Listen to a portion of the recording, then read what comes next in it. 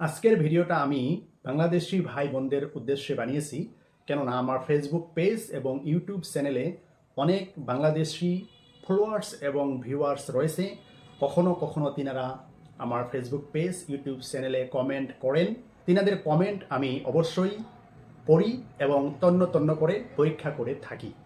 যেহেতু ভারত এবং বাংলাদেশ দুইটি স্বতন্ত্র স্বাধীন রাষ্ট্র, এই দুইটি দেশের কিছু নিয়ম আলাদা আলাদাভাবে রয়েছে এবং কখনো কখনো দুই দেশের লোক এক দেশ থেকে আরেক দেশ যাইতে হয়। শিক্ষা, চিকিৎসা, ব্যবসায়িক, বাণিজ্য এবং আত্মীয় সূত্রে লোক কখনো কখনো এক দেশ থেকে আরেক দেশে আসা যাওয়া করে থাকে।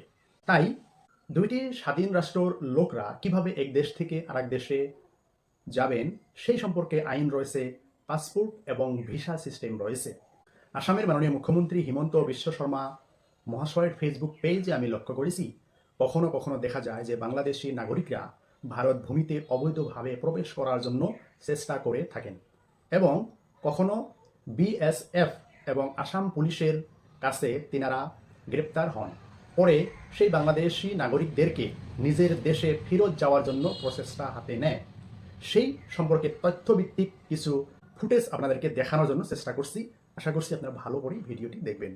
প্রথমে স্ক্রিনে আপনারা লক্ষ্য করুন, 27 নভেম্বর 2024 সালে বাংলাদেশের দুই নাগরিক নূর মোহাম্মদ এবং মোহাম্মদ খালেদা বেগম, বাংলাদেশি নাগরিক, ভারত ভূমিতে অবৈধভাবে প্রবেশ করার জন্য চেষ্টা করেছিলেন। সেখানে সীমান্তে নিয়োজিত বিএসএফ এবং আসাম পুলিশের হাতে তিনারা গ্রেপ্তার হন। পরবর্তী সময় তিনাদেরকে নিজের দেশে ফিরিয়ে পাঠিয়ে দেওয়া হয়।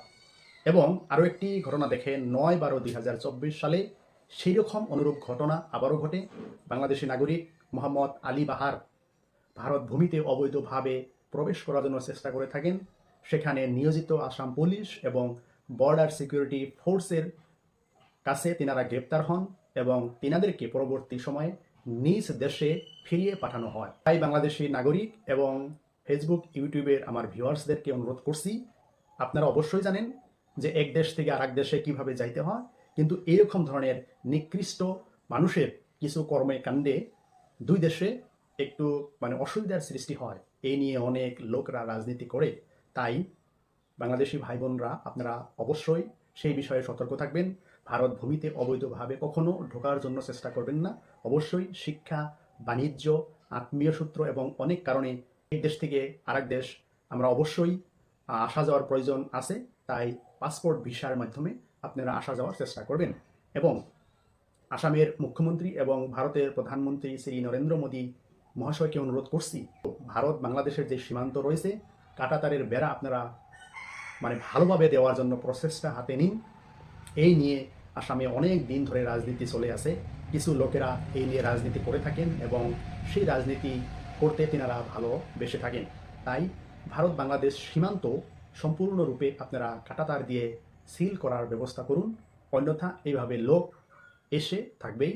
তাই দুই দেশের নাগরিক এবং সরকারকে অনুরোধ করছি যেন এইরকম ধরনের অনুপ্রবেশকারী ভবিষ্যতে এক দেশ থেকে আরেক দেশে প্রবেশ না করতে পারে। এই জন্য দুই দেশের সরকার এবং জনগণরা উভয়ই প্রচেষ্টা হাতে নিন এবং দেশের নিয়মকানুন মেনে চলে এক দেশ থেকে আরেক দেশে আসা যাওয়া করবেন। এইটুক বার্তা দেওয়ার জন্য ভিডিওটি বানিয়েছি। যদি আপনাদের ভালো লাগে অবশ্যই লাইক, কমেন্ট, শেয়ার করবেন। ধন্যবাদ। জয় আই অসম।